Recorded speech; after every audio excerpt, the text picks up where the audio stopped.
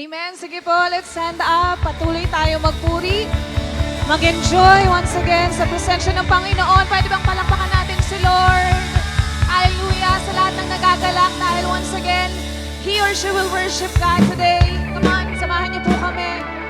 Tunay nga na may totoong kagalakan sa presensya ng Panginoon. Amen po ba? Amen. Hallelujah. Kaya this time, patuloy nating damhin ang joy na nagmumula sa Panginoon. Hallelujah. Salamat Lord sa biyaya mo. Tunay na napakabuti mo sa amin. That's why God, patuloy ka namin sasambahin. Dakilang biyaya, kami pinalaya mula sa bihag ng kasalanan. O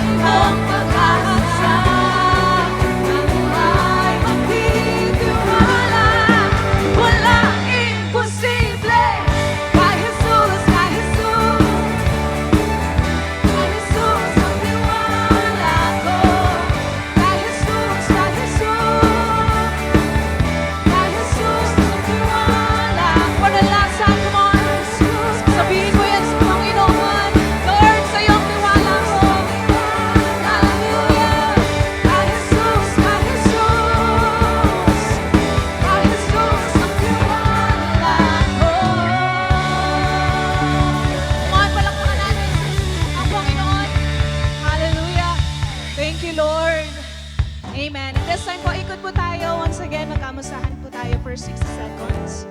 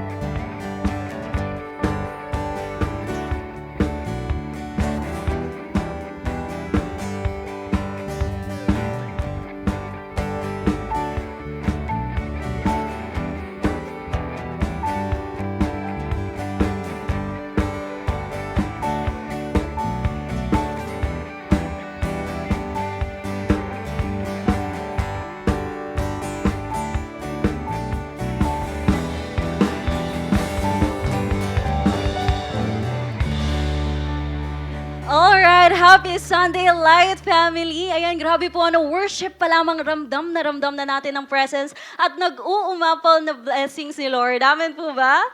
Amen. Kaya naman po, pwede po ba once again, let us give God our loudest and best clap offering. Ayan, maraming salamat po.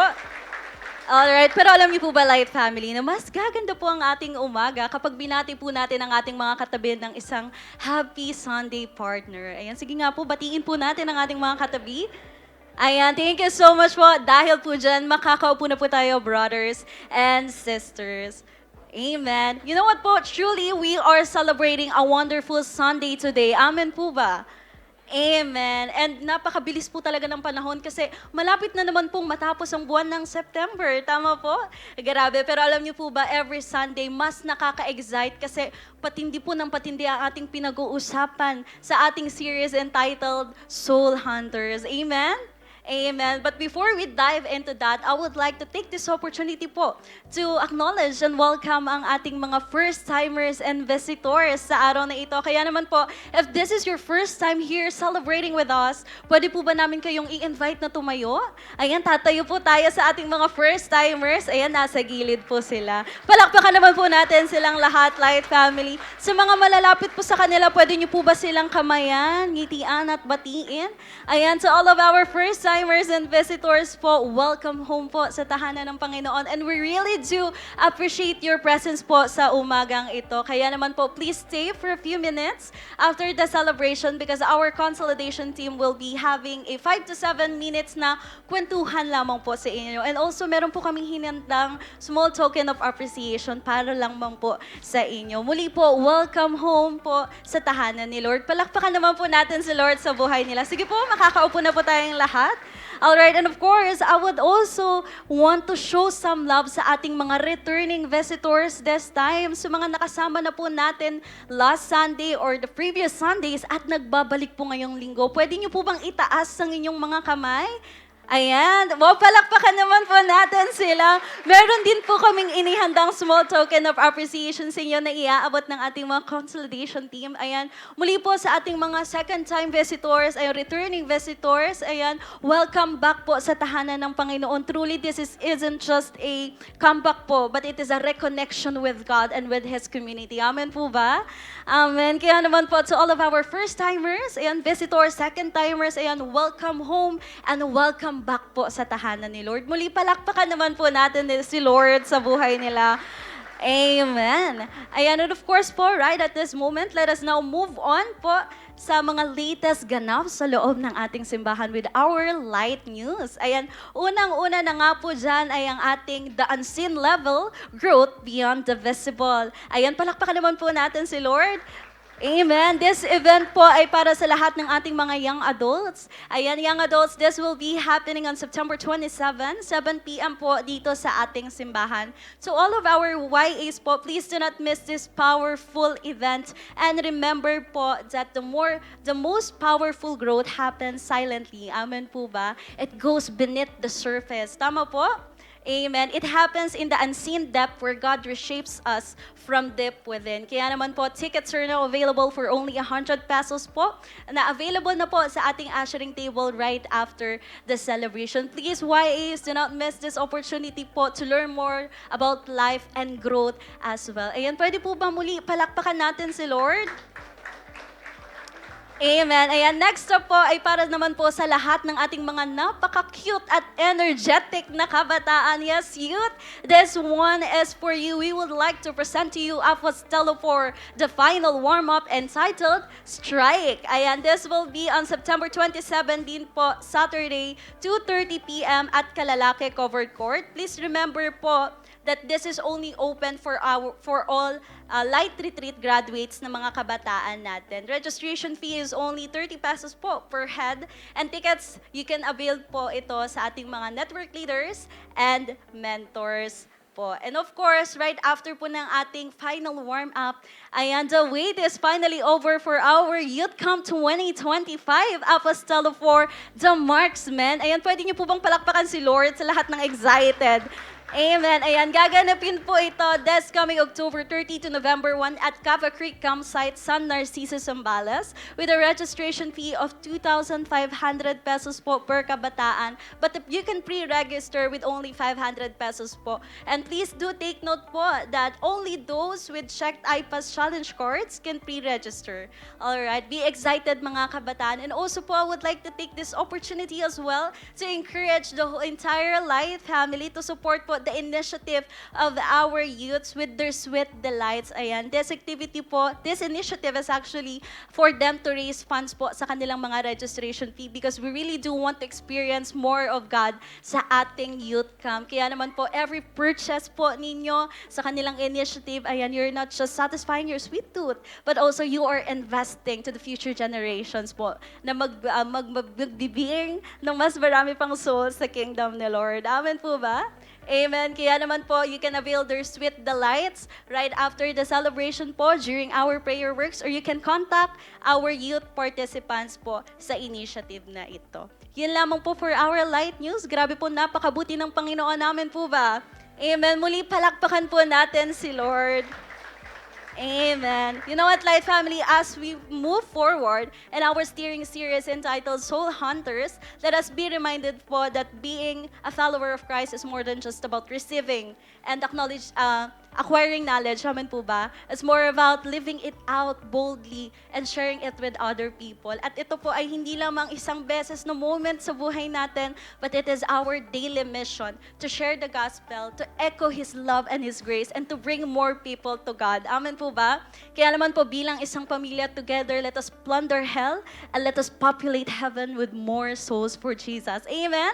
Amen. I believe that God has stored more things for us this Sunday, and I pray that may we continue to have a blessed and happy Sunday. Thank you so much.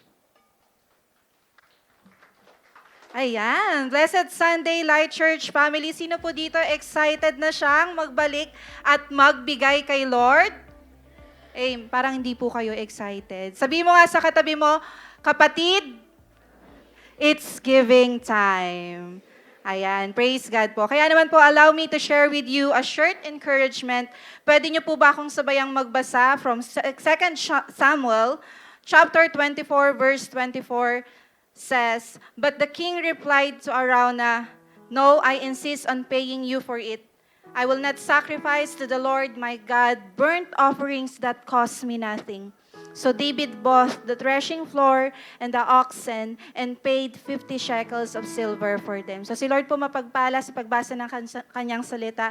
So short background lang po sa ating verse na po. This was the time na nagkasala si David kay Lord, and as a consequence po, the Lord sent a plague sa kanilang bayan na nagdulot ng pagkamatay ng 70,000. Originally po, ito ay 3-day plague na pero dahil po sa habag ng Panginoon, He commanded His angel to stop. At an instant na nagkataon naman po na ito po ay tumama po sa threshing floor ni Araunah. So later on these verses po, mababasa po natin na sinabihan si David ni Prophet God na magtayo ng altar para kay Lord sa mismong threshing floor na ito. So David went to that place and bought that land, pero inalok po siya ni Arauna na libre na lang ang threshing floor na ito at ang mga hayop. Ngunit tumanggi po si David. Sino po dito tumatanggi siya sa libre? Wala po, tama po. Pero ibahin po natin si David. Alamin po natin kung bakit po. Pag-usapan po natin the two timeless principle of giving in 2 Samuel chapter 24 verse 24. Sabi po, unang-una, giving must be sacrificial. Sabihin nyo nga po, sacrificial. Palagi po natin itong naririnig, tama po, when it comes to our giving, dapat sacrificial. Pero hindi po ba't mas tunay at dama natin ang pagbibigay kapag may bigat po sa atin? Pag walang bearing, parang wala lang, sige, okay lang to. Pero yung tipong paghugot mo pa lang sa wallet mo, gusto mo na talagang magbigay, pero pambihira, napapapikit ka talaga. Amen po. Sino po dito danas niya yun? Amen po? Pero si David, naiintindihan niya po yung sacrificial principle ng pagbibigay. Kaya nga po tumanggi po siyang mag-offer sa Lord ng walang bigat sa kanya. He knew that if he accepted that offer from Arauna, that offering will mean anything less except for a mere act of giving na wala namang steer sa puso niya. The truth is, brothers and sisters in Christ, the greater the sacrifice, the deeper the worship ang totoo. In the same way, our giving today should reflect sacrifice. Whether it's our time, our resources, our finances, what we offer to God should carry weight, showing that He is valuable to us. Amen po? So number 1 po, kung giving must be sacrificial. Number 2 po, our giving must be personal. So sabi po, I will not sacrifice to the Lord my God burnt offerings that cost me nothing. Sabi ni David, to the Lord my God. Ang atin pong pagbabalik at pagbibigay sa Panginoon ay hindi po isang religious duty lang or church routine. Punta ka ng Sunday, mag-giving ka, hindi po ganun yon. But it's a personal act of worship that flows from our love and trust in God. Amen po? So hindi po ba kapag mas malapit ang isang tao sa atin, iba yung joy natin pag nakikita natin na natutuwa siya, na may binigay tayo sa Kanya. Amen po? Na nakikita mo, na na-appreciate mo niya yung binigay mo sa Kanya. Amen po? So ganito rin po sa ating pagbibigay. It mirrors po ang ating relationship with God. More than the offering, si Lord po ay nakatingin sa puso natin. Amen po? So for our conclusion po, in the end, David's story reminds us that true giving is never cheap dahil kalakip nito ang puso na may sacrifice and devotion natin sa Panginoon. When we give, we're not just releasing money, time, our effort, or our resources, but we are expressing our love, our gratitude, and worship for our Lord. Amen po? May our offering today reflect a heart that says, Lord, you are worthy of my best. Sabihin mo nga ngayon, Lord, you are worthy of my best. Ayan, kaya naman po ang title natin for today, Giving God the Best More Than What is Convenient. Amen po, palakpakan po natin si Lord. So I would like to share a short testimony po about how God moves in our lives through our giving. So my name po is Ruby. Sa mga hindi po nakakakilala sa akin, I'm from Charis Network. Sa mga walang light group dyan, join na po kayo. I'm a young mom of 4, light group leader, and an HR at day, and a virtual assistant at night. So it was just within this year po when my family went through great testing, specifically financially po. Last February po, I decided to mag-resign from my second job as an HR. Pero dahil po, nako-compromise na po ng schedule ko sa trabaho ang aking faith, ang aking pagsiserve kay Lord. So thinking po na may isa pa naman po akong trabaho, naisip ko na okay naman po at kakayanin namin. But then come April, nagkaroon po ng sudden shift sa market that greatly affected my client's business, and he has no other choice but to let me go. Ending, wala po akong trabaho, 0 income, jobless po ako. During that time, minaisip ko, Lord, bakit naman ganun? Kung kailan ko binitawan yung isa kong work na nagko-compromise ng faith ko, saka nagkaganto? That time, super nanghihinayang po ako sa mga opportunities na pinakawalan ko kasi that time po, bago ako umalis sa pagiging HR, ang dami pong inaalok sa akin ng boss ko, wag lang akong umalis. Pero, moving on po, wala po talaga akong naging income, and with a family of 6, sa mga nakakaramdam nito, naging sobrang hirap para sa aming mag-asawa ang mag-budget. Kasi honestly, wala na po talaga kaming babudgetin kasi napupunta lang po talaga sa lahat sa bills. Dumating po ako nun sa time na umiyak na po ako kasi na-anxious na po ako sa pwedeng mangyari sa amin. And if I continue to be jobless sa matagal na panahon, maaaring maapektuhan yung pati mga bata. But you know what po, hindi po yun ang pumigil sa aming mag-asawa na patuloy na magbalik ng aming tithes and offerings sa Panginoon. Yes, dumarating po kami sa time na nag-hesitate po kami na magbalik kasi yung 10% malaking bagay po sa amin yun para matustusan yung mga basic needs ng aming pamilya. Pero ganun pa man po, nanatili po kaming tapat sa aming tithes and offering. Patuloy po naming pinagkatiwala sa Lord ang lahat ng meron po kami at patuloy na nagtiwala that He is the God that provides and answer prayers. Kaya naman po, guess what? Hindi po kami binigo ng aming Panginoon, ng ating Panginoon. After several application and interviews, last June po ay nagkaroon po ako ulit ng client online. And medyo natidismaya pa nga po ako ng time na yon kasi part-time lang po ako, pero wala pa po akong 3 weeks noon, ginawa na po akong full-timer ng aking client. Yes po, palakpakan po natin sa Lord. And you know what po, isa pa pong blessing ng ating Panginoon, yung previous client ko po compared to what I am earning right now, mas pinalaki pa po ng ating Panginoong Diyos. Hindi lang po iyon, natanggap din po ako sa isang manpower agency as an HR officer kung saan malaya ko din pong nagagawa ang passion ko to help people na magkaroon ng trabaho. All of this glory to God po. So kung paano naging tapat po kami sa pagbibigay, even masakit sa aming budget, tinapatan po yun at dinoble pa po ng Lord. Amen po. Hindi lang po iyon, you know what, last month lang po, na-diagnose po ang uniko iho ko na si Gab ng pneumonia. Sobrang laki po ng binagsak ng katawan niya for almost a month. Sobrang tamlay niya at hindi nakakapasok sa school. Marami po sa mga nakakakilala at close ng aming pamilya ang nagtaka kasi sobrang pumayat po siya. Pero praise God po, as of today, makulit na po siya ulit, nakakakain na ng maayos at bumabalik na rin po ang lusog ng katawan niya katulad po ng lusog ng katawan ko. Sa spirit. Amen po. Sige, paklakpakan po natin sa Lord. And syempre, hindi po papayag si Lord na hindi po tayo mag-grow spiritually. Sa spiritual aspect naman po, patuloy po tayong nagagamit ni Lord sa iba't ibang gawain sa loob at labas ng simbahan. Part po ako ng program ministry ng ating 10:30 a.m. service. Kaway-kaway po sa inyo. And sa prayer works po natin every Wednesday. Isa din po ako sa mga facilitator during po ng pag may SOD, ng SOD 2. Nakakatulong din po tayo sa Cibol 2 community, Light Bataan 2 community, at ginagamit din po tayo ng Lord to lead young moms. Katunayan nga po, 2 po sa kanila this year ay graduate po ng SOD. Ayan po, praise God po. Church, all of this dahil meron po tayong Diyos na tapat at dakila na kayang i-multiply ang lahat ng binibigay natin sa Kanya or binabalik natin sa Kanya. Would you agree with that? Amen po. Kaya naman, church, I challenge you. Kung si David po, tinanggihan niya na magbigay ng walang bigat sa Kanya, paano pa po tayo na sobrang laki ng natanggap nating regalo galing sa ating Panginoon? Amen po. Let's give our best to Him. Let's not settle for leftover worship or convenient giving. Instead, let's honor the Lord with offerings that reflect sacrifice, love, and devotion. Kaya naman po, as we prepare our tithes and offering today, let our hearts aim na, Lord, ito yung best ko para sa'yo. Amen po. Allow me to pray for you while you are preparing your tithes and offering. Tayo po ay mag-pray. Lord, thank you for every blessing and for the gift of salvation through Jesus. Teach us to give not only when it's easy, but with hearts of sacrifice and full trust that you are our great provider.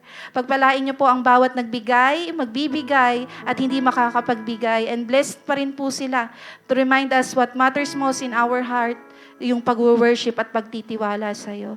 Katulad po ng sinabi mo, hindi kami papayag, Panginoon, na walang bigat sa amin yung ibibigay natin. Kaya naman, Panginoon, may our giving always reflect that same heart. Ikaw po, Panginoon, ang maitaas, mapapurihan, at lagi pong ma-honor sa aming mga giving. In Jesus' name we pray.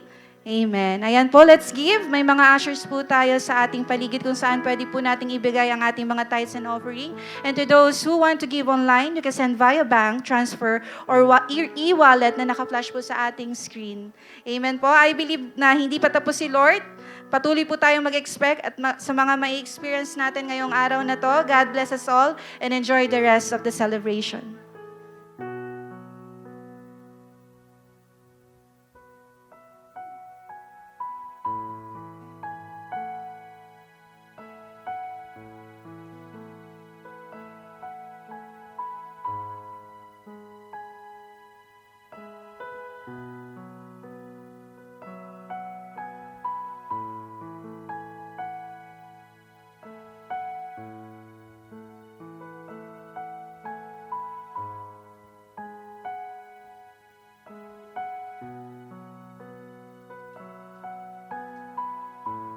Sige po, tatayo po tayong lahat.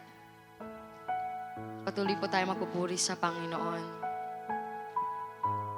Ayan po this morning, magpapakumbaba tayo sa Panginoon at naisin yung presensya niya at yung pagmamahal niya. Magpapakumbaba tayo na, Lord, kailangan ka namin, Panginoon. God, we surrender everything to you. Lord, ikaw ang nais ng puso at buhay namin. So, Lord, malaya ka pong kumilos sa lugar na ito para sambahin ka ng buong puso at lakas, O God. Jesus.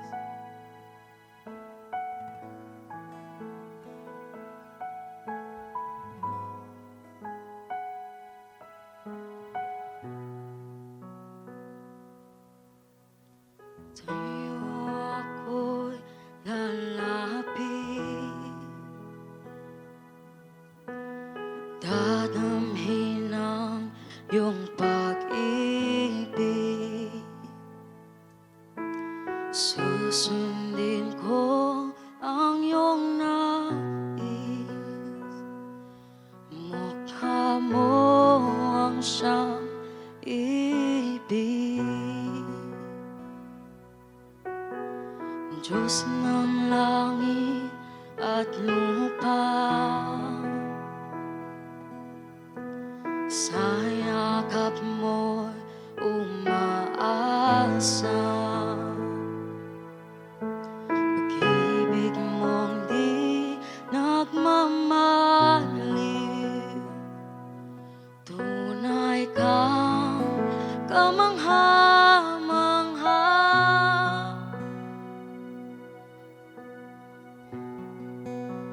O aking Jesus,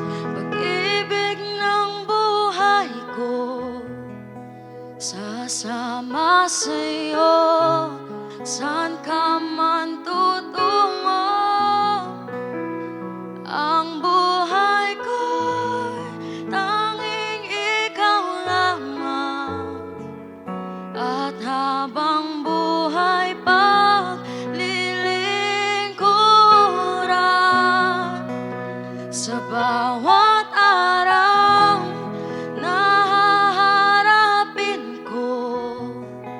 Pagmamahal mo, tanging sandigan ko, pusong tapat sa aking likhain. Krus mo ang tanging yayakapin, ika'y susundin.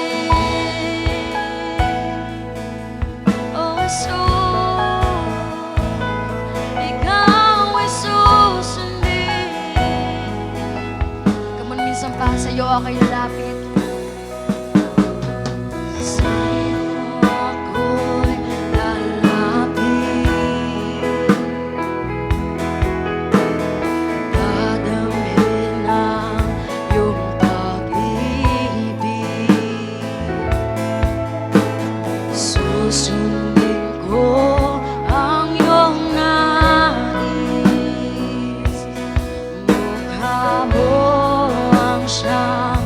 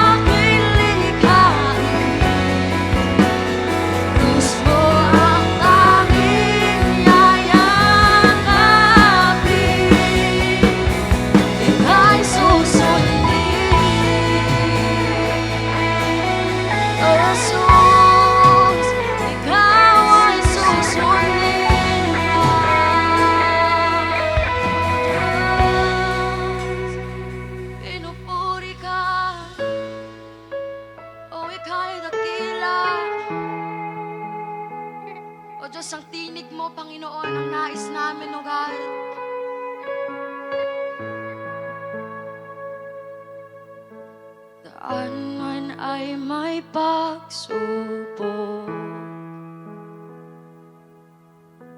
Gabay ko ang presensya mo. Kahit may pagkukulang,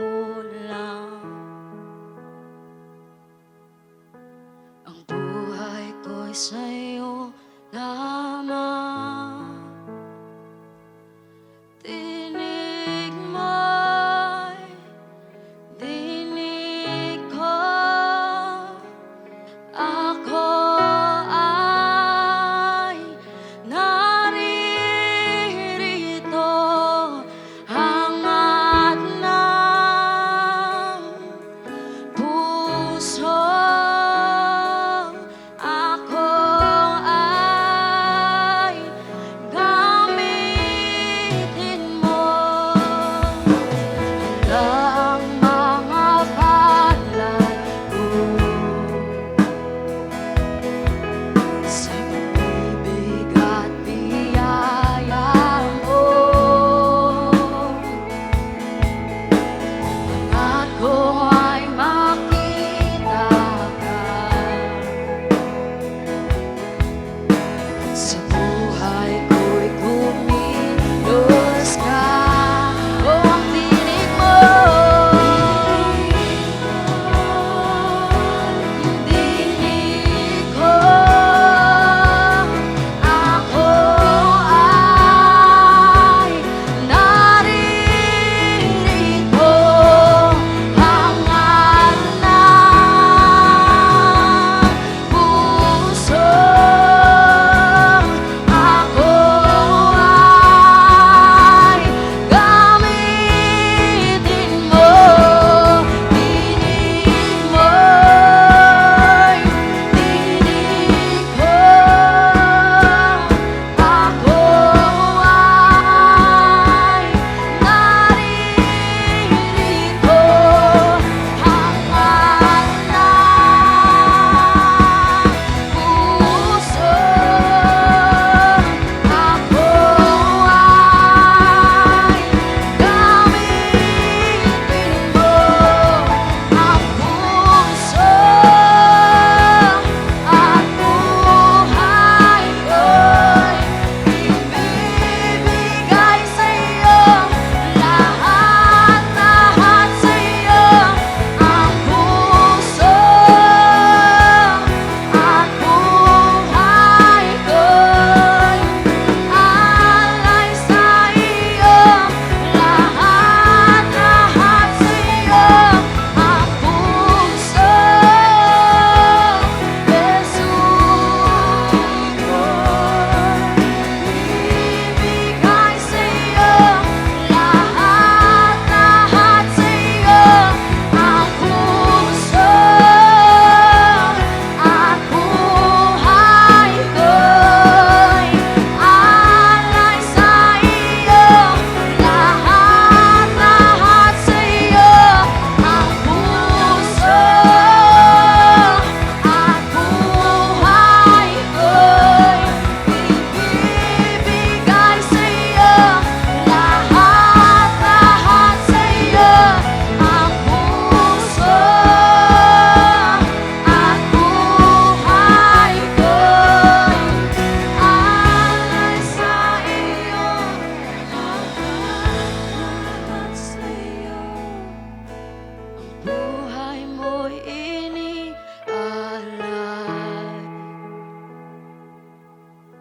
walang hindi ibibigay. O Diyos, ako'y gamitin mo. Maghari ka sa buhay ko. Ang buhay mo'y inialay, walang hindi ibibigay. O Diyos, ako'y gamitin mo. Maghari ka sa sa puso ko. Ang puso at buhay ko'y ibibigay sa iyo. Lahat sa iyo. Ang puso at buhay ko'y alay sa iyo. Lahat sa iyo. Ang puso at buhay ko'y ibibigay sa iyo. Lahat sa iyo. Ang puso at buhay ko'y alay sa iyo. Lahat sa iyo.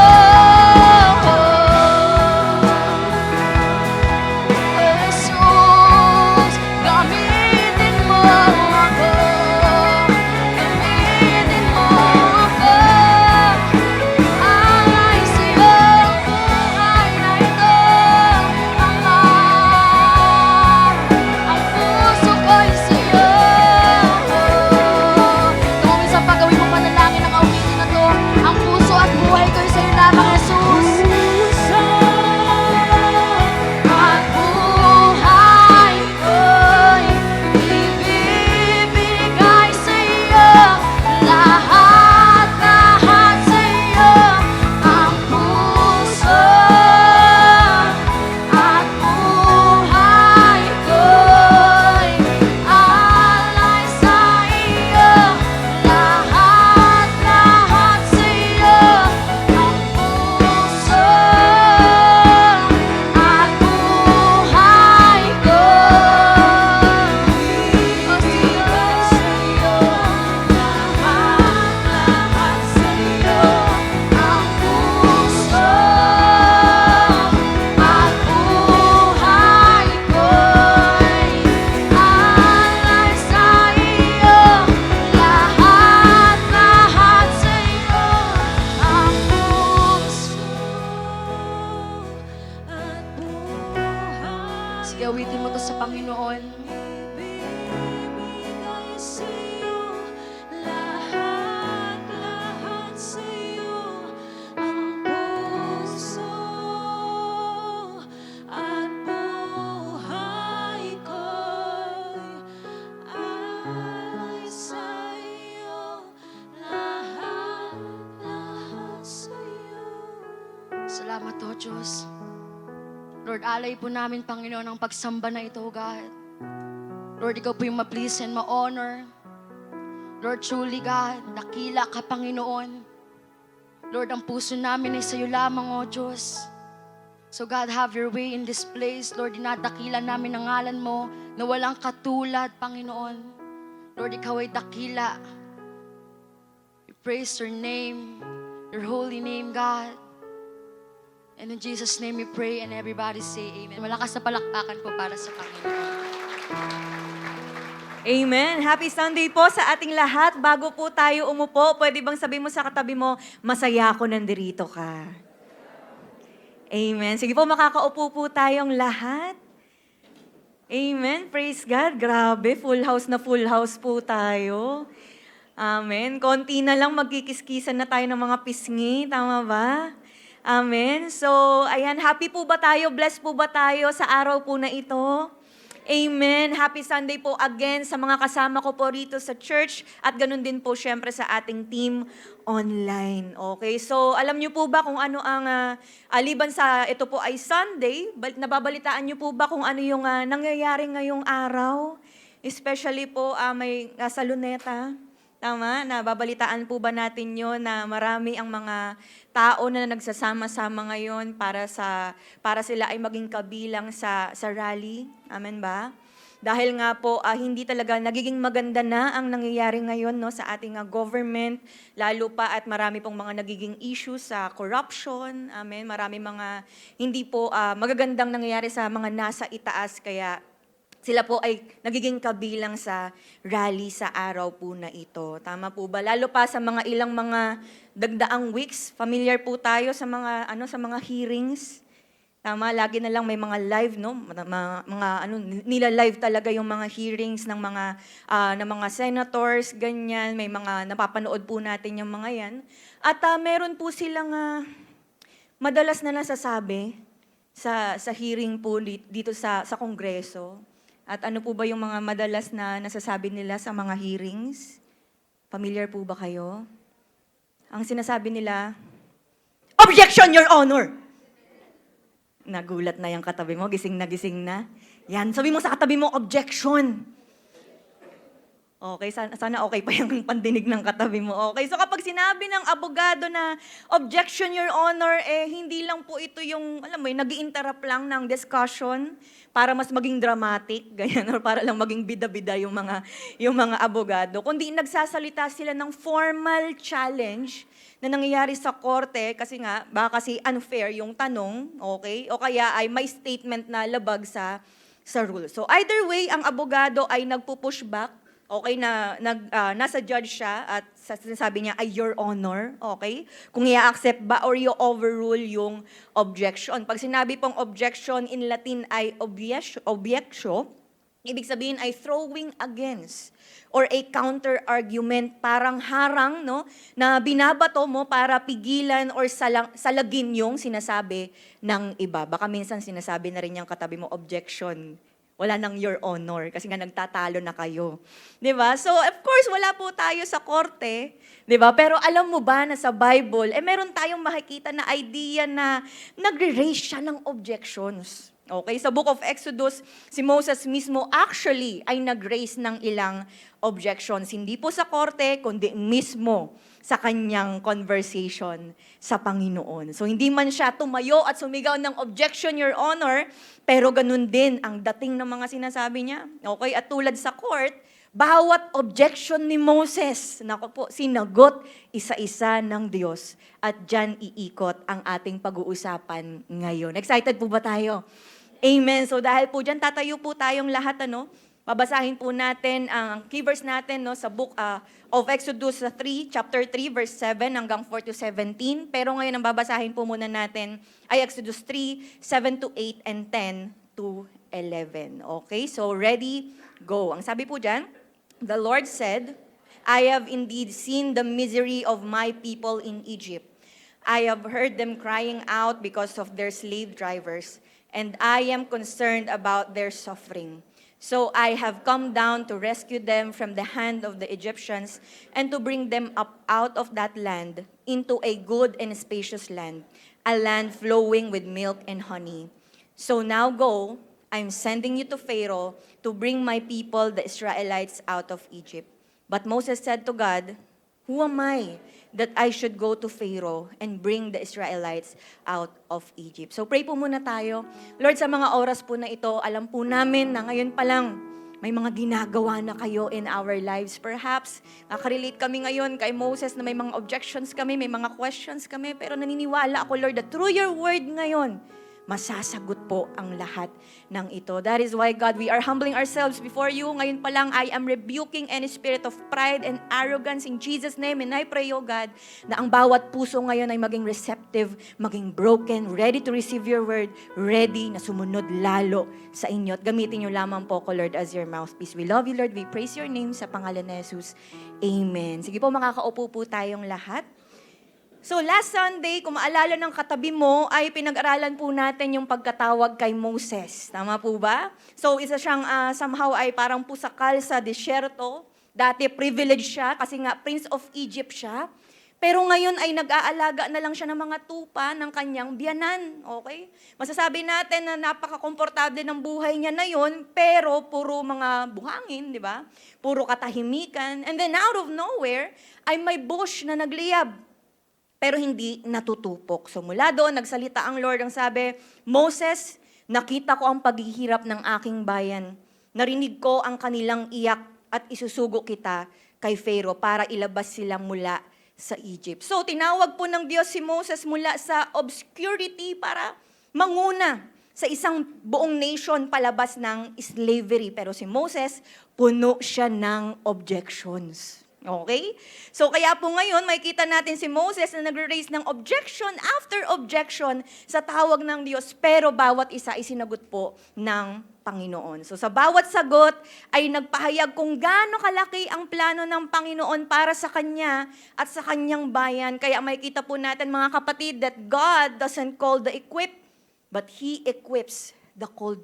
So hindi lang po ito biblical na kasaysayan noon, pero ito po ay plano ng Diyos para sa buhay mo, para sa buhay ng katabi mo, okay? Lalo na sa ating pag-i-invite at pag-share natin sa iba. Kaya nga po for our part 3 ng ating September 2025 series entitled Soul Hunters, ang title po natin ngayon ay Take Down. Parang gusto nang sumayaw ng katabi mo. Parang may mga tatayo dito. Okay, so take down. Sabi mo sa katabi mo, take down.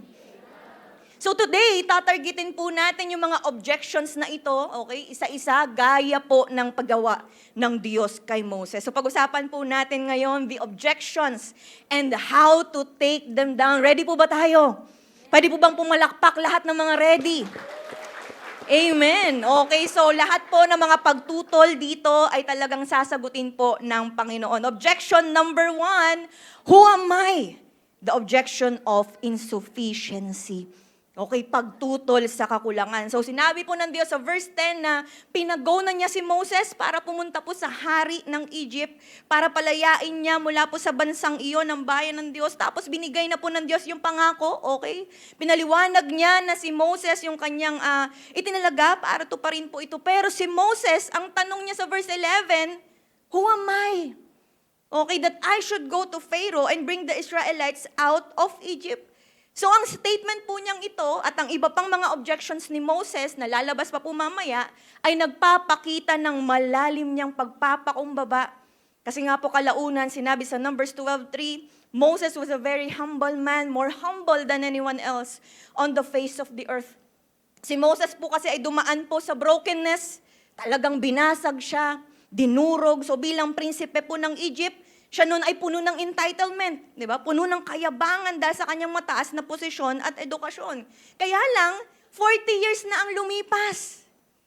Okay, tumakas po siya sa Egypt bilang isang kriminal at ngayon, 80 years old na siya.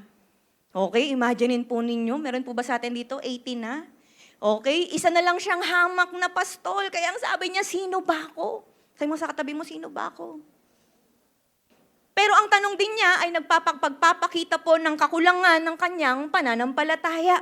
So inakala niyang siya lang ang gagawa ng malaking misyong ito, pero malayo po ito sa katotohanan dahil po ang Diyos ang mismong siyang gagawa at gagamitin lamang si Moses bilang kanyang instrument. So mga kapatid, classic po ito na pagtutol ng kakulangan na maybe iniisip ni Moses, abay tapos na po ang panahon ko. Di ba? Pumatay ako ng tao, kriminal ako, tumakas nga ako sa Egypt, tapos ngayon, 80 years old na ako, nagbabantay na lang ako ng mga tupa sa Midian. Sino ba ako? Di ba? Wala akong halaga. I'm a nobody. Minsan ba, parang medyo pamilyar ata yung mga ganong linyahan. No, nasabi na rin ba yun ng katabi mo? Okay, matalas, ganyan po tayo mag-isip. Amen? May mga tanong tayo, sino ba ako para mag-share ng gospel? Ang dami kong pagkakamali. Hindi ako ganun kalinis katulad ng iba, katulad ng katabi ko. Makinis ang muka, malinis pa. Ako hindi pa naliligo. Diba? So madalas tayo ganyan mag-isip. Minsan may mga questions tayo, sino ba ako para mag-share? Sino ba ako para mag-lead ng tao? Para mag-lead ng light group? Isa lang akong simpleng tao. Okay, sino ba ako para mag-invite sa church? Drop out nga ako, hindi nga ako gumraduate. Diba? So how to take it down, mga kapatid? Exodus 3:12, ang sabi ni Lord, I will be with you. And this will be a sign to you that it is I who have sent you. When you have brought the people out of Egypt, you will worship God on this mountain. Ito po ay malalim na pangako ng Diyos kay Moses na patuloy na nagbibigay lakas hanggang sa atin ngayon. Kaya nga po, kung mananampalataya po tayo, nakasama po natin ang Diyos, magagawa po natin anuman ang kanyang iutos. Kaya sabi mo sa katabi mo, walang imposible kay Lord. tingnan po natin, no, na hindi po talaga tinanggap ni Lord ang objection ng self-doubt ni Moses. Kasi nilipat ng Diyos yung focus niya mula sa who am I tungo sa who is God. Amen? May kasama pa po ba ako? Amen. Okay, that is why mga kapatid, hindi po pala ito patungkol sa resume natin. Hindi po ito patungkol sa sarili natin, about ito sa pagsama ng Diyos sa atin. Amen po ba? Kaya nga po nang binigyan ng Diyos ng palatandaan itong si Moses na pagkatapos niyang sundin ng Diyos, sama-sama silang sasamba sa bundok na yon. Binibigyan po siya ng assurance ng Diyos sa kanyang pagsunod. Kaya po para ma-take down mo ito sa buhay mo, tandaan mo na kasama mo ang Diyos. Amen po ba? That Jesus is Emmanuel. Kaya nga po, ibig sabihin nun ay God with us. Gaya na sinasabi sa Matthew 1:23, the virgin will conceive and give birth to a son and they will call him Emmanuel, which means God with us. Gawin po nating kalakasan ang iyong insufficiency sa pamagitan ng laging pag-alala ng salita niya that the Lord is with you at hayaan natin na ipakita po ng Panginoon ang kapangyarihan niya. Amen? Nagkausap pa po ba ako? Amen? Palakpakan naman po natin ang Panginoon. So that's number 1 na objection po ni Moses. Kaya lang, hindi pa rin tapos si Moses. Okay, objection number 2, what shall I say? The objection of ignorance. So sa puntong ito, muling tumutol po si Moses sa Diyos. Okay, nang sabi niya, suppose I go to the Israelites and say to them, kumbaga parang may plano na tong si Moses. Okay, so sabihin natin pupunta ako sa Israelites, sasabihin ko sa kanila that the God of your fathers has sent me to you. Tapos magtatanong sila sa akin, what is His name? Anong sasabihin ko? Okay, so yun yung tanong ni Moses. This is the objection of ignorance. Sabihin nga po natin, ignorance. Na parang sinasabi niya, hindi ko alam lahat. Okay, paano kung may itanong sila na hindi ko masagot? So nag-aalala po si Moses tungkol sa theology. Okay, lalo na sa pangalan po ng Diyos at kung sino ang Panginoon. Alam niyo po, ganyan din tayo minsan. Pwede bang tingnan mo yung katabi mo? Ngitian mo lang siya. Amen. Ganyan din po tayo minsan. Alam niyo yun, hindi po tayo, may mga reasons tayo kaya hindi tayo nakakapag-share. Ang sinasabi natin kay Lord, hindi ako makakapag-share kasi wala ko masyadong alam sa Bible. Diba, hindi ko kayang magsalita kasi mahina ang utak ko, ganyan. No, kaya, minsan sinasabi natin, Lord, hindi ko nga kayang magturo kahit sa Light Kids sa kids church. Ano na lang sabihin nila sa akin kapag in English na nila ako? Kadalasan pa naman ng mga bata ngayon, di ba? Mga Inglesero at Inglesera. So how to take it down? Exodus 3:13, God said to Moses, I am who I am. This is what you are to say to the Israelites. I am has sent me to you. Sabi nga po natin, I am. So nung sinabi po ng Lord, the great I am, sa Tagalog, ako ay ako. Ibig sabihin, ang Diyos ang laging naroroon, walang simula, walang katapusan. So dito rin po nakaugat yung pangalan niyang Yahweh mula sa salitang Hebrew na to be. Or ako'y umiiral sa Tagalog. Okay, so hindi lang po siya pangalan na binigay ng Diyos, pinapaliwanag niya yung plano. Okay, kakausapin yung mga elders ng Israel, makakaharap yung pagtutol ng Pharaoh, okay, marami mga pero, yung Pharaoh, di ba? Magkakaroon ng mga salot, okay, at sa huli lalaya sila, dadalin yung yaman ng mga Egyptians. So ibig sabihin, God equips us with knowledge bago pa man lumabas yung mga objections. Tandaan po natin mga kapatid, may pangako ang Diyos. James 1:5, sabi, if any of you lacks wisdom, you should ask God, who gives generously to all without finding fault, and it will be given to you. Sabi mo sa katabi mo, ask God. Ang totoong wisdom po ay matatagpuan po natin sa word ni Lord. So remember po yung mga disciples na ginamit ng Diyos para baguhin ang mundo, hindi naman po sila mga teachers of the law. Diba? Kundi mga taong tinuruan lang din ng Panginoong Yesus. Kaya po mga kapatid, tayo rin po. Tayong lahat po ay tinuturuan ng Panginoon ng kanyang salita sa pamamagitan ng Holy Spirit. Kaya po wag po nating kalimutan na aralin ang word ng Lord. Amen po ba? At para po umayos ang ating mga buhay at mas lalong magamit ng Panginoon. Palakpakan naman po natin ng Diyos. Hallelujah. Okay, pero actually po, okay, baka blessed na yung katabi mo, kaya lang hindi pa tapos si Moses. May objection pa rin. Objection number 3, ang sabi ni Moses, they won't believe me. Hindi sila maniniwala sa akin. Ito po ay objection ng kanyang credibility. So binigyan pa siya ng Diyos ng message para sa Israel, para kay Pharaoh, ganyan. Tapos kasama yung mga pangako ng pagliligtas para sa promised land, ganyan-ganyan. Pero kahit ganon, nagprotesta pa rin si Moses. Sabi ni Moses sa Exodus 4:1, "What if they do not believe me or listen to me and say, the Lord did not appear to you?" Paano kung di sila maniwala sa akin? Na nag-appear ka sa akin, okay? Ito po ay issue ng credibility. Sinasabi niya na hindi sila maniniwala sa akin, wala akong kredibilidad. Isa nga akong takas na mamamatay tao. Di ba? Baka minsan ganyan din po tayo. May mga questions tayo kay Lord, bakit sila makikinig sa akin? Ang gulo nga ng buhay ko. Buhok ko nga, di ko maayos, magulo. Buhay pa kaya ng iba. Di ba? Alam mo, marami tayong mga excuses sa Panginoon na sinasabi natin, ay, naku, Lord, hindi po ako pwedeng mag-share. Hindi nga ako pwedeng mag-invite sa church kasi alam ng mga tao yung baho ko. Alam ng pamilya ko yung baho ko. Alam ng mga kaibigan ko yung baho ko, tapos bigla ako mag-i-invite. Hindi sila maniniwala. Di ba? So, how to take it down? Sabi mo sa katabi mo, miracles. Sa Exodus 4:2-9, binigyan po ng Diyos si Moses ng 3 palatandaan. Yung tungkod na naging ahas, okay? Yun po yung isa sa mga miracles. Ito ay, ibig sabihin, power ng Diyos over creation. Next, yung kamay na naging kitongin. Tapos eventually gumaling din, okay? Ito po ay power over disease. Na talaga pong wala pong imposible sa Diyos kahit sa ano pa mang mga sakit yan. And then yung tubig sa Nile na naging dugo, okay? Kapangyarihan po yan sa paghatol or power over judgment. Na ang lahat po ng ito, hindi yan random, no? Hindi po trip lang ng Lord na gawing miracle, but actually, tinarget po talaga mismo ng Diyos yung mga Diyos-Diyosan ng Egypt. Okay? Para ipakita na ang Diyos ng Israel na si Yahweh, ang tunay na Diyos na makapangyarihan. Miracles. And then later on, makikita po natin, ayan, kumilos na si Moses. And then makikita natin na kinilusan ni Moses yung mga bagay na yon after ng himala ng Lord. Ibig sabihin, faith comes first and then susunod yung evidence ng kapangyarihan ng Panginoon. Sa atin din po mga kapatid, ang credibility, actually, hindi po yan galing sa pagiging perfect.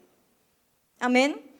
Baka po kasi mayroon tayong mga questions sa credibility po natin and all, pero about yan sa pagsunod mo sa Diyos no matter what. Kung ordinaryo lang po yung tingin natin sa ating mga buhay, kaya yang gawing extraordinary ng Panginoon. Amen? Tandaan po mga kapatid that credibility comes from obedience, not perfection. Ito po ay paraan ng Diyos or pagpapakita niya sa atin na kailangan nating sumunod. Malaking bagay ang pagsunod at saka susunod ang himala ng Panginoon. Amen? Palakpakan naman po natin ang Panginoon. Grabe, nakatatlong objections na po tayo. Tama. Pero hindi pa rin tapos si Moses. Ang dami, no?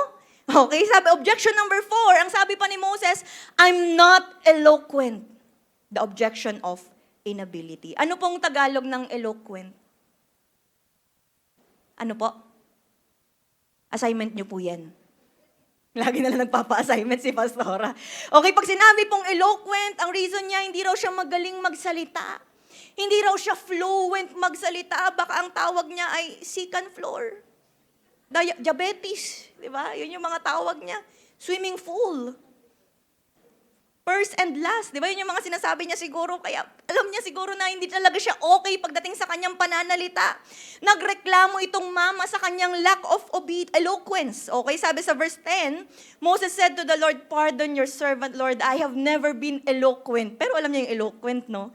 I have never been eloquent, neither in the past, nor since you have spoken to your servant. I am slow of speech. Binagalan niya siguro sa part na yun, no? And tongue. Alam mo yan, nagpakita talaga siya kay Lord ng mga, Lord, tingnan mo, hindi naman ako okay magsalita. Hindi ako gifted magsalita. Di ba, nauutal, biglang nautal yung katabi mo rin, di ba? Sinasabi niya na mahiyain siya, hindi charismatic, ganyan. Na perhaps ganyan din yung ating mga excuses, tama? Lalo na baka sinasabi ng katabi mo, ay, hindi ako people person eh. Ano ko eh, ambivert. Meron pa nga, may bago, di ba? Otrovert. Bahala na kayo kung ano po yun, okay? Hindi ako people person, mahihain nga ako eh. Makita ko pa lang yung buhok yung bunbunan ng isang tao, nagtatago na ako eh. Diba? Alam mo, may mga reason tayo na hindi ako makapag-share, hindi ako marunong mag-invite, hirap ako magsalita, ganyan. Lalo na kapag pag-share ng gospel, parang public speaking din yan eh. Hindi ko kaya yan. Pero kaya niya yung chismis ng mga hiwalayang mga celebrities. Alam na alam niya yan, gantong date, nanloko si ganto. Diba? Sabi mo sa katabi mo, hindi ikaw yun. So how to take it down? Exodus 4:11-12, the Lord said to him, "Who gave human beings their mouths?" Ay, grabe, no? Parang medyo mahirap yung sagot niyang tanong na yan. "Who makes them deaf or mute? Who gives them sight or makes them blind? Is it not I, the Lord?" Verse 12, "Now go. I will help you speak." Sabi niya, tutulungan kitang magsalita. At tuturuan din kita kung ano yung mga sasabihin mo. Okay, so pagpapakita po rito, mga kapatid, na ang Diyos na ating Creator mismo ang nagbigay ng kakayahan, na yung mismong kahinaan, siya rin po yung nagbibigay sa atin ng paraan para tayo makaranas ng kalakasan, gagawin pong kalakasan ng Panginoon ng mga yon. That is why, ito po yung promise ng Lord na tutulungan niya tayo. Sabi mo sa katabi mo, tutulungan ka ni Lord. Ituturo po sa atin ng Panginoon yung mga dapat nating sabihin. Kaya to take this down, umasa po tayo sa kanyang biyaya. 2 Corinthians 12:9, each time he said, "My grace is all you need. My power works best in weakness. So now I am glad to boast about my weaknesses so that the power of Christ can work through me." Sino po rito sinasabi niyang may mga weaknesses siya? Lahat naman po tayo. Yan nga yung mga madalas nating mga ine-excuse kay Lord. Pero, inallow ng Diyos na makita natin yan, ma-discover natin yung mga weaknesses po natin, hindi para lalo tayong ma-down. Hindi para lalo po tayo mag-disobey kay Lord, kundi para ma-display yung strength ng Lord sa atin. Amen? Para kung dumating yung time, makikita po ng ibang mga tao yung pagbabago ng katabi mo, yung improvement niya, yung confidence level niya talagang titindi, hindi niya magagawang ituro yung tao na yun na ay dahil lang sa sarili niyang kakayahan yan. Pero ang makikita, yung power ng Lord sa tao na yun. Sabi mo sa katabi mo, para sa glory ni Lord. At alam niyo po ba, baka sabihin ng katabi mo, hindi ko talaga kaya yung mga ganyan. Hindi ako masalita, mahirap akong mag-invite, mahihain talaga ako, hindi ko talaga kayan. Actually po, alam nyo ba, in the Bible, hindi lang tao ang mga ginamit ng Lord para magsalita. Naniniwala po ba kayo? Actually, may ginamit din si Lord na magsalita na isang hayop.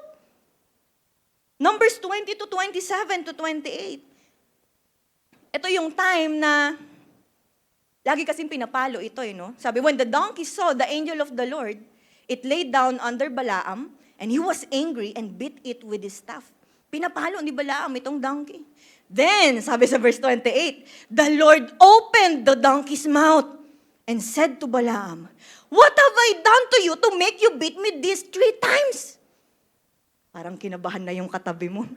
Pag uwi ko sa bahay, papakiramdaman ko yung mga alaga kong aso, tsaka baka mga pusa, malaman nila yung pagmamaltrato ko sa kanila. Bakit ito lagi yung ulam? Tira-tira na lang. Kayang buksan ng Lord ang bibig ng mga hayop. Tingnan mo yung katabi mo. Tao yan. Bakit ano po bang iniisip ninyo na sasabihin ko? Baka mabato ninyo ako kapag may iba po akong nasabi. Wala naman pong hayop sa atin. Amen po ba? Tapos tayo ay may kakayahan na magsalita. Ibig sabihin, kaya kang gamitin ng Panginoon. Palakpakan naman po natin ang Lord. Alam niyo po yung pinaka nakakatakot lang na, alam mo yun, nai-imagine ko lang naman, wag sanang humantong po na dahil wala na talagang mga obedient na anak ng Diyos. Ang gamitin na lang ng Lord, yung mga hayop sa labas. May nagre-restart, nagpapatanggap yung aso. Biruin mo yun? Di pa ba tayo mahihiya nun? Di ba pati yung manok, bago siya itinola, nakapagpatanggap muna. Di ba? Huwag sanang dumating sa ganong punto. Sabi mo sa katabi mo, susunod na ako kay Lord. Amen? Kaya nga po, pangako po ng Diyos na siya ang bahala sa mga kakulangan ni Moses kahit sa public speaking. At hindi lang yon, sinabi niya na siya mismo yung magiging coach ni Moses. Grabe, no? Ang coach mo si Lord. Tutulungan siya sa delivery, sa sasabihin, ganyan. Pero kahit ganon, ito pa, umatras pa rin si Moses. Akala po ninyo, mga 3, 2 lang yung points natin. Objection number 5.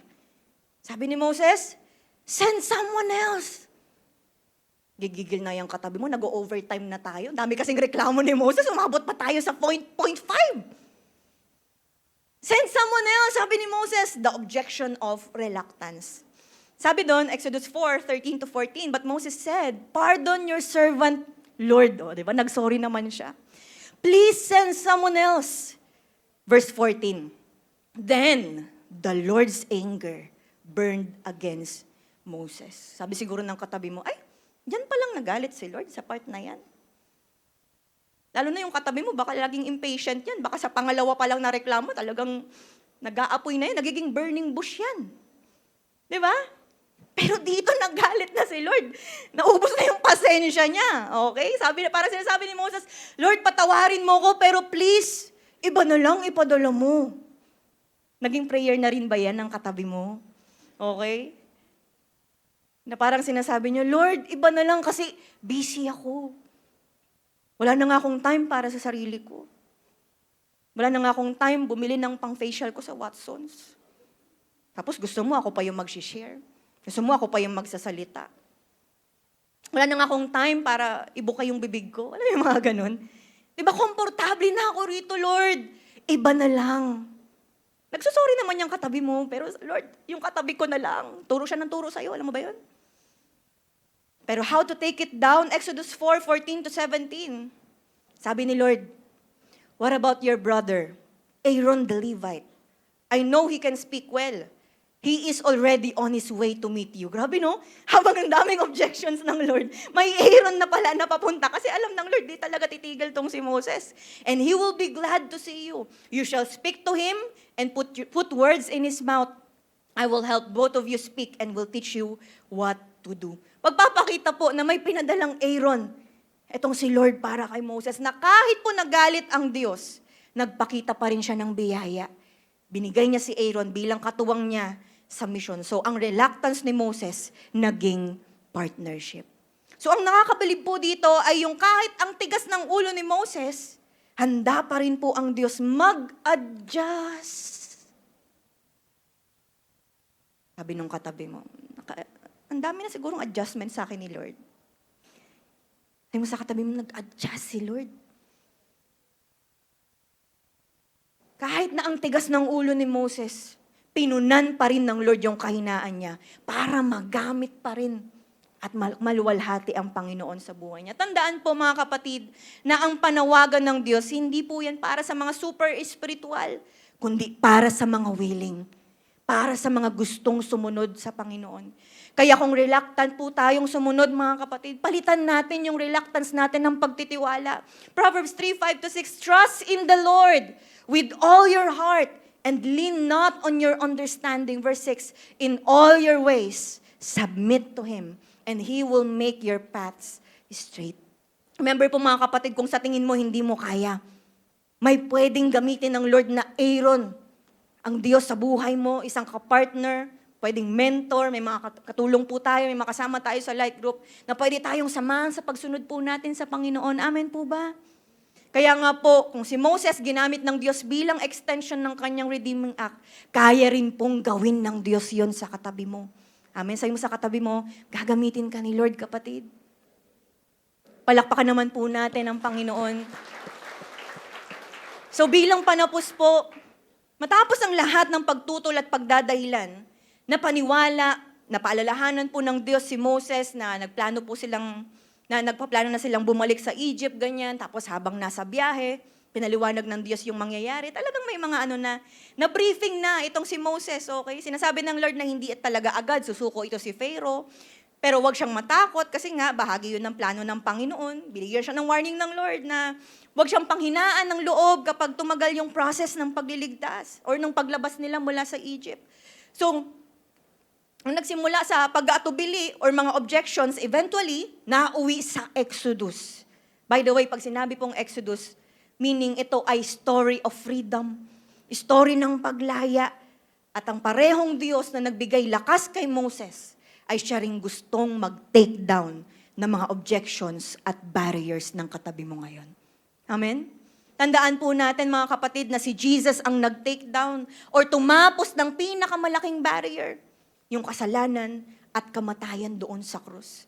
Colossians 2:14-15, having canceled the charge of our legal indebtedness, which stood against us and condemned us, He has taken it away, nailing it to the cross. And having disarmed the powers and authorities, He made a public spectacle of them, triumphing over them by the cross. Napagtagumpayan na ng Panginoong Hesus ang paglaya or kalayaan po natin mula sa mga kasalanan. Amen po ba? Amen. So dahil po kay Jesus, empowered tayo ng Holy Spirit na mag-go and make disciple. That is why mga kapatid, hindi ka nag-iisa. Sabi mo sa katabi mo, hindi ka nag-iisa. Tinatawag tayo ng Panginoon sa isang greater level for greater things. Amen po ba? Kaya wag po tayo magpadala sa anumang mga excuses or mga objections po natin. Kasi tinatawag din po tayo ngayon ng Panginoon na magpalaya na marami pang mga tao mula sa slavery ng kasalanan sa mga taong wala pa po kay Lord tungo sa kalayaan kay Jesus. At perfect timing po yung ating anniversary celebration next month. Amin yung ating harvest event. Isa siyang pagkakataon para mag-share ng gospel, mag-win ng souls, gumawa ng mga, mag-make disciples sa pamagitan ng worship, testimonies, mga one-on-ones, ganyan. Kaya alam ko na sinisimulan na nating iniimbita ang ating mga pamilya, amen, ating mga kaibigan, katrabaho, at kung sino. At para mangyari po ito yung gagawin natin bilang application po, number 1, take down all your objections. Sabi mo sa katabi mo, take down. Gaya po ni Moses, perhaps may mga kanya-kanya tayong objections kay Lord. Amen? May mga, ang ino-object natin, yung edad natin, yung status natin, capacity natin, ganyan, or madalas yung mga limitations natin, no? Marami tayong mga nilalatag na objections. Baka medyo naigsian ka na sa 5 objection ni Moses kasi yung katabi mo, mahaba talaga yung listahan yan.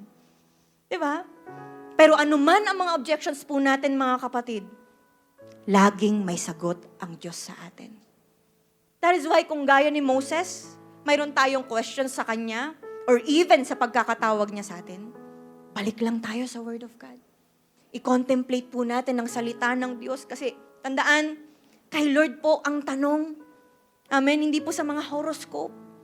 Hindi po sa mga nababasa mo lang sa social media. Kay Lord po tayo magtatanong hindi sa kung ano yung trending sa social media, hindi po sa mga sikat na mga personalities. Pero ang paniniwalaan natin, yung sinasabi ng Lord sa'yo through His Word. Amen?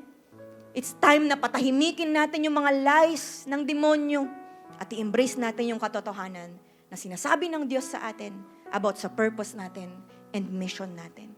Take down all your objections by believing unto Him. Bigay po natin yung best natin para ilipat yung lens o yung focus, hindi sa sarili mo, hindi sa sarili mong kahinaan, hindi sa sarili mong limitations, pero yung tingin natin or focus natin ay kay Lord na tumatawag sa'yo. Amen? Why?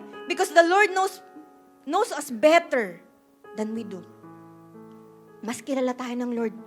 Mas alam niya yung kapasidad natin at kayang-kaya niya tayong gamitin. So it's time to be more confident bilang mga followers ng Diyos. Lalo pa at siya ang nagsisend sa atin.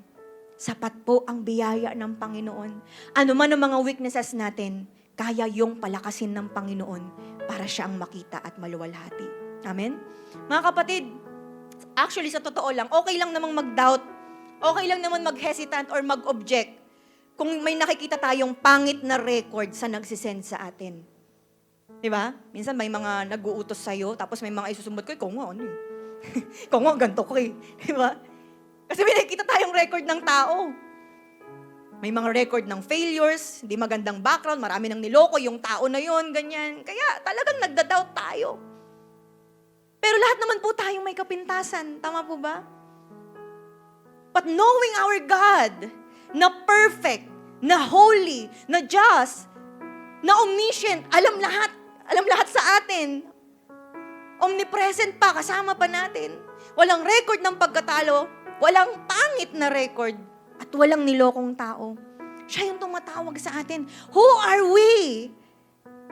Para tanggihan yung pagkakatawag niya sa atin at mag-object na lang ng mag-object. Amen? Kaya believe and have faith sa Diyos na meron po tayo. That's number 1. Pangalawa, step into your calling of sharing and inviting for Jesus. So after taking down all the objections, doon mo lang magagawang sumunod sa calling mo bilang follower ni Christ. That means, this is our road to obedience to Him. Yung lakad na paabante, hindi po yung lakad na paatras. Sa papanong paraan? By sharing Jesus Christ to others. Gamitin po natin yung mga social media accounts po natin sa pag-share ng mga about kay Lord, or even po yung mga sinishare ng page po natin ng Light Church as an invitation sa ating mga family and friends. Gamitin po natin yung social media po natin na, in a way, hopefully, okay po ang testimony natin. Di ba baka mamaya pagbaba ng katabi mo sa simbahan, may iba na naman siyang shared post. Mga green jokes, kalokohan, parinig sa manlilibre sa kanya. Yung mga ganyan. Gamitin po natin ang mga social media accounts natin para i-glorify ang Panginoon. Para mag-invite ng mga wala pa sa Kanya. Amen po ba? And para po sa mga tao sa paligid po natin, sa mga naaabot natin, ibigay natin yung best natin para i-share sa kanila si Jesus. I-invite sila sa light group, i-invite sa church po natin. Lalo na, next month, anniversary po natin. Amen? May mga space pa po rito sa ating simbahan. Kaya lang, baka tignan ng katabi mo yung paligid, ay, may space pa ba? Buong angkan ko pa naman i-invite ko. Baka yung ibang kapamilya ko nasa taas na ng aircon. Sobrang sikip. Di ba? Alam niyo po, here's the good news. Dahil sa ating anniversary next month, madadagdagan po tayo ng 2 Sunday services. Palakpakan po natin ang Panginoon. Ewan ko na lang kung may excuse pa yung mga invites natin. Sa October anniversary po natin, mayroon tayong 6 services. Okay? 7 a.m., 9 a.m., 11 a.m., 3 p.m., 5 p.m., and 7 p.m. Kung may mga excuse pa yung invite po natin, sige, mag-open tayo madaling araw. Habang may mga muta tayo. Okay? So, 6 ang services po natin this coming October. Kaya marami pa pong mga space, marami pa tayong pwedeng i-invite sa ating simbahan. Palakpakan po natin ang Panginoon. So let's continue being a good testimony sa mga tao sa paligid po natin. Para sa ating anniversary, maidala po natin sila at mailapit sa Panginoon. Amen? Excited po ba tayo? Amen. Sige po, tatayo po tayong lahat. Can we all close our eyes? Habang ikaw'y nakapikit ngayon, kapatid, I want you to evaluate yourself. Check natin yung mga sarili natin ngayon. Baka mamaya, nakikita mo ngayon yung buhay mo na parang gaya ni Moses. Ang dami nating mga objections. Ang dami nating mga nire-reason out sa Panginoon. Or perhaps, alam mo yun, ito yung mga bagay na parang hirap tayong i-apply talaga kasi marami tayong questions even sa mga sarili natin. Even sa mga pinagdadaanan natin. But ngayon pa lang mga kapatid, the reason kung bakit napapakinggan mo ngayon ng salita ng Panginoon, kung bakit nararamdaman mo yung presensya ng Panginoon, ito ay pagpapaalala niya sa'yo ng matinding pagmamahal niya. Kasi mga kapatid, ito'y assurance ng Lord kung gaano kanya kamahal. Yung dahilan kung bakit sa kabila ng lahat nakakatayo ka, dahil yon sa pagmamahal ng Diyos. Yung dahilan kung bakit sa dami ng mga pinagdaanan mo, sa dami ng mga bagyong dumating, nakakapagpatuloy ka, dahil yon sa pagmamahal ng Diyos. At yung dahilan kung bakit nakakaranas ka ng mga matitinding pagpapala, hindi lang financially, materially, pero sa anumang aspeto ng buhay mo, dahil yon sa pagmamahal ng Panginoon. Kapatid, ito'y assurance ng Lord sa atin ngayon kung gaano kanya kamahal. Up to the point na dinemonstrate niya yung matinding pagmamahal na yon doon sa cross. Para lang ipakita na ganito ang pagmamahal niya sa'yo. Masecure lang ang buhay mo sa eternity at makapiling mo pa rin siya hanggang sa buhay na walang hanggan. Mga kapatid, perhaps some of us here, ngayon mo palang nalalaman yung mga bagay na to. Ngayon mo palang naralaman na matindi pala ang pagmamahal ng Panginoon sa'yo. Na ito na pala ang simula ng pagbabago ng buhay mo. Ito yung matagal mo nang hinihintay. Ang makaranas ng matinding kapayapaan, makaranas ng unconditional love ng Lord, makaranas ng matinding assurance, proteksyon ng Panginoon. Malaman mo na ang kaloob sa'yo ng Panginoon ay kaligtasan at patuloy na relationship sa Kanya. If this is your first time, mga kapatid, at nais mo na makaranas ng matinding pagbabago, makaranas ng matanggap ang salvation ng Panginoon, pwede mo akong sabayan sa panalangin na to. Sabi mo, Panginoon, tawarin niyo po ako sa aking mga naging kasalanan. Magmula nang ako'y nagkaisip hanggang sa mga oras na ito. Pero ngayon, naniniwala ako na kayo ang Diyos na may matinding pagmamahal sa akin. Diyos na nagkatawang tao, inako sa krus, namatay, nilibing, nabuhay muli para sa aking kaligtasan. At simula ngayon, tinatanggap kita bilang aking Panginoon at tagapagligtas. Kayo na pong manguna, kayo na pong maghari sa aking buhay. At kayo na po ang gumamit sa buhay kong ito. Hallelujah. Receive the salvation of the Lord. Receive the forgiveness of the Lord. At sa ating lahat, mga kapatid, ito yung chance for us na mas lalong magpakumbaba sa harap ng Diyos. I don't know, baka may iba sa atin dito na ang tagal mo ng Kristiyano, or nagpapatuloy ka sa journey mong ito, pero ang dami mong mga objections, ang dami mong mga what ifs kay Lord, ang dami mong mga nire-reason out sa Panginoon. I don't know kung ano yung mga bagay na yun, mga kapatid. Pero tandaan mo na lahat ng objections na yan, sinasagot ng Panginoon ngayon. Assurance niya to sa iyo ngayon, kapatid, that He will be with you. Sinasabi niya na sasamahan ka niya. Natatakot ka, marami kang alinlangan, di mo alam yung sasabihin mo, tuturuan ka niya through His Word. He will guide you. Kung dumarating sa time, feeling mo mag-isa ka, may pwede siyang isend na someone na pwedeng tumulong sa iyo. Plus, matindi na, panalo na tayo sa presence ng Panginoon at sa pagga-guide sa atin ng banal na Espiritu. Kaya sino tayo, mga kapatid, para patuloy na mamuhay sa mga excuses, sa mga objections na yan, kung ang Diyos na meron tayo, sinasamahan tayo, kinaguide tayo, nililid tayo. That is why, mga kapatid, if that is your prayer right now, ang sinasabi mo ngayon as a sign of your commitment, Lord, this time, gamitin mo ako. Lord, this time, I am willing to obey you. I am willing na magpagamit para sa kaluwalhatian mo. Pwede bang itaas mo ngayon ang mga kamay mo, kapatid, as a sign of your recommitment ngayon sa Panginoon? Come on, worship the Lord with all your heart. Sabihin mo yan ngayon sa Panginoon nang may all-out na pagsamba. Ramdamin mo ang sinasabi sa worship na yan, na sinasabi mo, Lord, gamitin mo ako. Hallelujah. Come on, there's more. There's more. Isigaw mo yan sa Panginoon ngayon.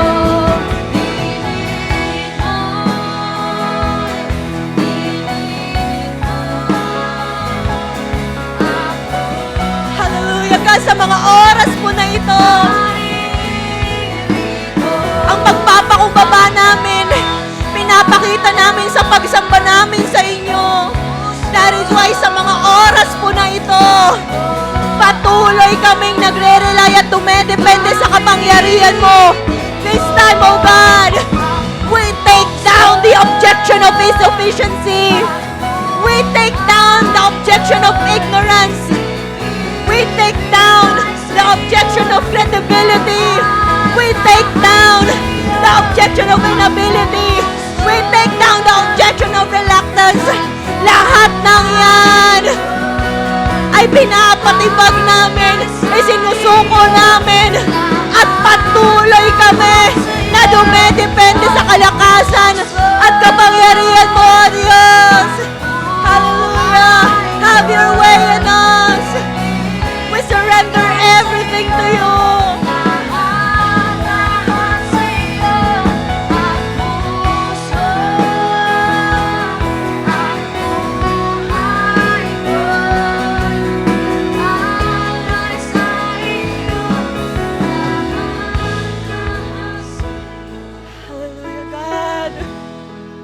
Salamat po sa pagpapatawad niyo sa amin. Salamat, Lord, ginising niyo kami ngayon. Akala namin nabubuhay lang kami para sa aming mga sarili. Akala namin wala kaming use. Baka dumarating sa time, sobra kaming nagsiself-doubt. Ang baba ng tingin namin sa aming mga sarili. Pero ngayon, buti na lang we came here sa simbahan mo. We heard your word. At nakita namin, Panginoon, yung tunay na value namin at yung tunay na purpose namin, Panginoon, bilang yung mga anak. That is why, God, salamat, Panginoon, sa pagkakataon na ito. Na tinibag ninyo isa-isa ang aming mga objections. Nakaranas kami ng matinding kalayaan, Panginoon. At salamat, Panginoon, dahil binigyan nyo kami ng pagkakataon ngayon na patuloy na sumunod sa inyo. Kaya that is why, God, kami bilang isang simbahan, we will continue to share your goodness, your faithfulness sa marami pang mga tao. Gamitin nyo kami sa aming mga pamilya. Gamitin nyo kami sa aming mga kaibigan, katrabaho at mga kaklase, Lord. Turuan nyo kami sa mga bagay na dapat naming ma-share, maipakita yung pagmamahal mo. And we will be a good testimony sa kanila, Panginoon. Mamumuhay kami, hindi para i-glorify ang aming mga sarili, kundi para lagi kayong ituro sa aming mga buhay. Na the reason kung bakit nagagawa naming ibuka ang aming mga bibig, the reason kung bakit nagagawa naming mag-invite ng iba pang mga tao papunta sa iyong simbahan, yun ay dahil sa inyo. Kayo ang kalakasan namin at kayo ang gumagamit sa amin, Panginoon. Lead us and guide us, Lord, as we continue sa pagsunod na amin sa kung saan nyo kami tinatawag. We will continue to share you and we will continue to invite ang mga taong wala pa po sa inyo. Hallelujah. God, naniniwala kami na ito rin yung dahilan kung bakit hanggang ngayon nag-i-exist ang aming simbahan. Dahil nandito po kami hindi lang para magstay na kami-kami lang, kundi para manatiling bukas ang iyong simbahan sa marami pang mga tao. Para we should keep on inviting, we should keep on reaching out people na wala pa sa inyo. Naniniwala kami, Panginoon, that's the purpose of your church. Para maraming pang mga tao, marami pang may sakit ang gumaling, marami pa, Panginoon, na makaranas ng transformation at makatanggap ng salvation na kaloob mo. Hallelujah. Maraming salamat, Panginoon. Kaya this time, mga kapatid, unti-unti, buksan natin ang ating mga mata. Speaking of the purpose of our church, yan din yung dahilan kung bakit mayroon po tayo mga outreaches, mga satellite churches. Meron po tayong Light Caste. Meron din tayo sa Light Subic, sa Angeles, Kabanggan, Barreto, Bataan, at sa marami pang mga iba't ibang panig ng ating lugar, ng ating bansa, and even sa ibang bansa. Kaya ang prayer po natin ngayon, mga kapatid, magkaroon po tayo ng missionary van. Nagagamitin po para mas lalo pang marami ang maabot sa purpose po natin bilang isang simbahan. At tayo po ang gagamitin ng Panginoon. That is why po in celebration ng ating church anniversary, sa mga nais po na mag-commit pa at mag-pledge regalo ko sa birthday ng church ko, any amount will do, nais nating i-pledge. Ang pag-ipunan po sa loob ng 2 buwan, at ang due date po ay November 16. Kung meron po sa atin dito na hindi pa nakakapag-commit, at nais ng Lord na gamitin po tayo para makapag-pledge. Meron po dyan na 500, 1,000, 2,000, 5,000, 10,000 or iba pang amount na nais po nating ibigay para po kay Lord at para mapag-ipunan po natin as a church ang missionary van po na ito. Kaya po meron po sa atin dito sa harap na pupunta yung ating mga ushers, sa mga nais pa na kumuha. Mamaya po, pila po tayo dyan. May chechekan po tayo. Tapos may ikakat po na maliit na part at iiwan sa ushers. Of course, we are not forcing everyone. Pero ito po ay isang encouragement sa atin. Para po tayo ay magtulungan as a church para marami rin tayong maabot pa na wala pa sa Panginoon. Hallelujah. Sige po, kaya this time patuloy po nating awitan ng Panginoon. At sa mga iba na gusto pa po na kumuha ng ating pledge, pwede po kayong pumila rito. Lapit po tayo sa mga ushers po natin. Come on, let's worship the Lord. Puri ko, langit sa'yo, sa'yo na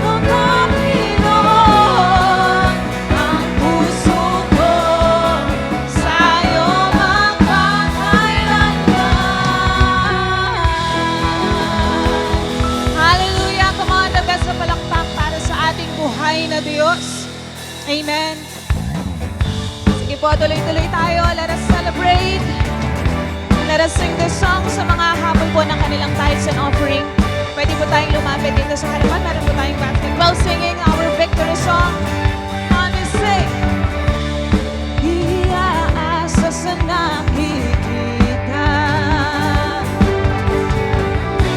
Hindi aasa sa nadarama.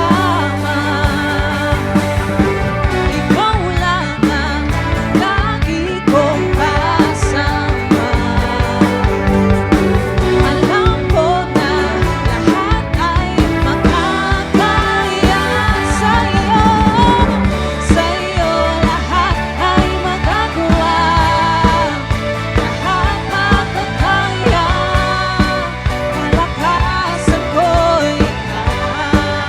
Walang imposible sa'yo aking nakita. Lagi mong pag-asa, ako ay nagtitiwala. Walang imposible kay Jesus, kay Jesus. Kay Jesus ang tiwala ko. Kay Jesus, kay Jesus. Kay Jesus ang tiwala ko.